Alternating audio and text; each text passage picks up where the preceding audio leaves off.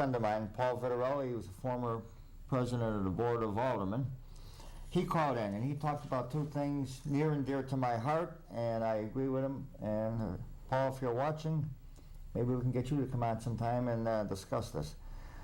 And John, when I was talking to you this morning, that's why you're on today. When we were talking about it, he said, "Wow, I agree." I said, "Okay, good." So come on here and agree. Yeah, right. I agree.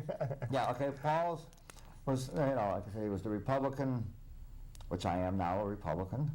He was the Republican president of the Board of Aldermen. First, he discussed CL&P, and I think CL&P is a disgusting utility company. I guess our rates are supposed to come down. I don't know. But now they want us to pay for Hurricane Irene and for the snowstorm. And this is what Paul was talking about.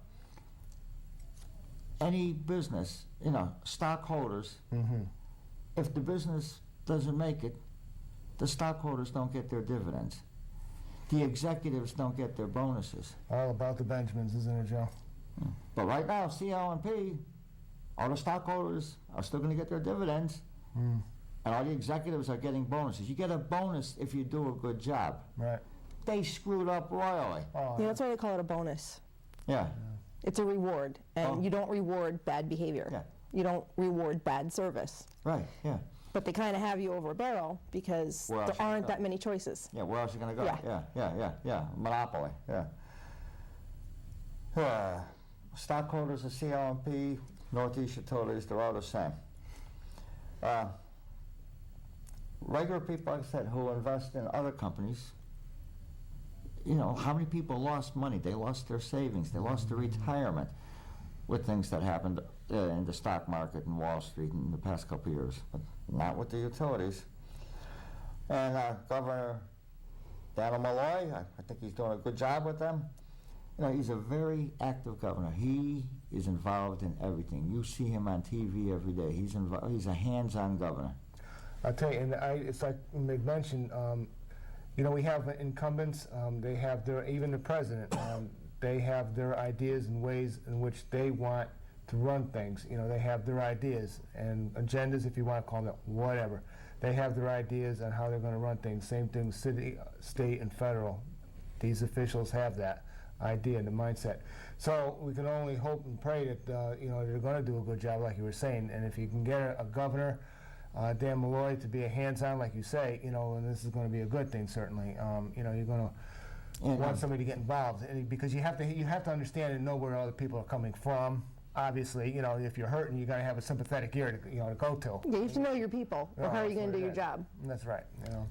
So I mean, Betty Crocker, when she was governor, she never had a news conference or nothing. He's there all the time, and he has his lieutenant governor, Nancy Wyman. She's right there by his side all the time. The two of them are there. They're involved. They're out. They're going around to all the towns. They're meeting with the people, and he wants accountability from the state employees. He wants accountability from CL&P, and I think he made a tough decision too, laying off state police. There were those and that's, to me, seems that would be a difficult decision to do, because here you have law enforcement, you need police, obviously.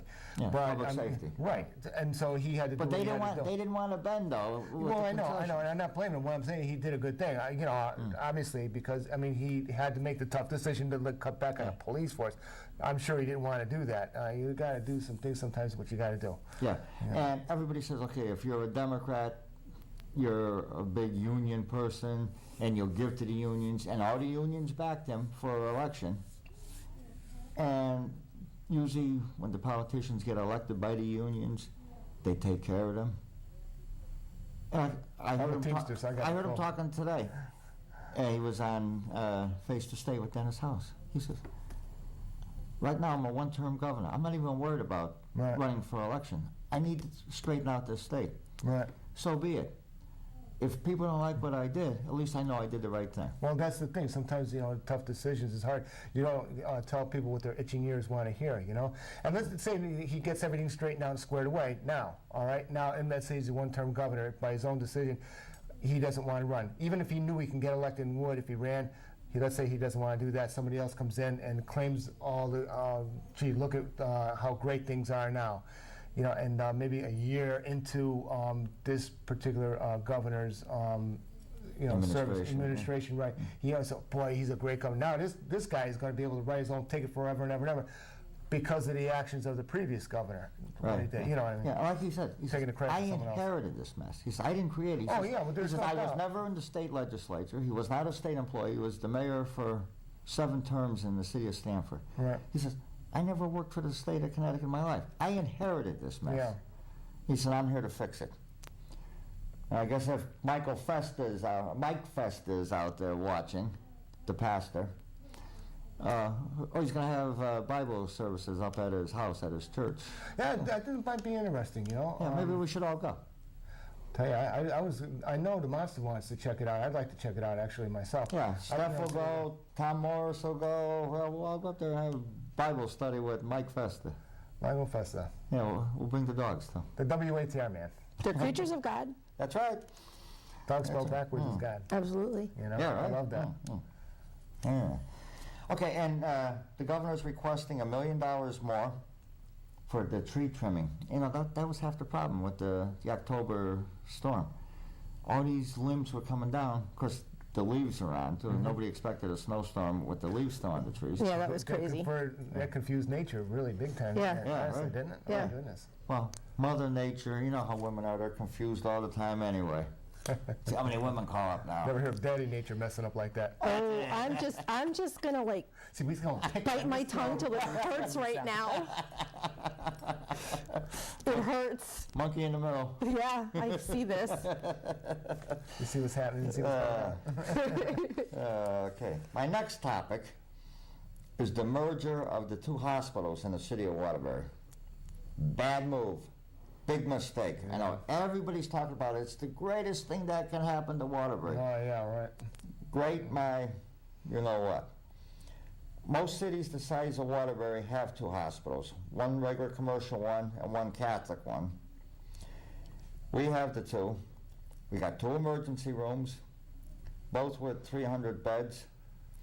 And, you know, actually there were more beds. Because like when Kathy was just in a hospital room, she had a private room. But you could tell where the other bed was and everything is set up. They did cut down, but you know, if they needed to, they could make these single rooms now double rooms if something happened. The proposal is to build one 400-bed hospital. That's all it's going to be, is 400. So okay, now we got capacity for 600. They're going to go to 400. But you know, you go in for a heart transplant, and 2 days later they got you back out. And don't you think building and doing what they have to do to construct these, however this is going to work, I got to check that, I got to see this. That has got to be a major undertaking, it seems to me. And the traffic, and I mean, oh man, they're going to have to do some serious planning on this thing. He'll say that will create jobs. But my question ends up being, if you're going to cut back the hospital beds, are you doing it because there isn't the need for the beds, or you just don't want to staff to cover those beds, and you want to push people out 2 days after open heart surgery? That's what they want to do, but they want to push people out. Yeah. I think the insurance companies will on that too. They're going to create construction jobs while they're building the hospital. Right. Fine. But they're going to have to cut down on the employees. Yeah, The how do you hospital justify it? You're cutting back on the hospital, Yeah. but you're going to make the construction job. I mean, how do you That's pick and only- choose who should work? That's only a temporary thing. Once the building is built, Then they're done. right, and you get these construction companies, everything goes out to bid. Who knows where it's coming from? Mm-hmm. You know? Okay, I think we're getting a call on this. Okay, Clara, I know you're out there, but let me just say a couple of things real quick. You know, right now we got the 2 ERs. My mother and my wife were both down the ERs. Yeah, I should get a change of address card from the post office and put down the hospitals and nursing homes. That's all I've been doing since November. It's making me nuts. Each time we're there for like 12 hours. Yeah. You're sitting in the thing waiting. Now we got 2 ERs. You're going to end up with 1. Right now, St. Mary's is right downtown. Good location. Right by 8 and 84. Waterbury Hospital, it's on the west side of the city, but again, it's close to 8 and 84. Right. you know, if we would have like a major disaster, like a big fire or a storm or some or accident on the highway, hazmat thing,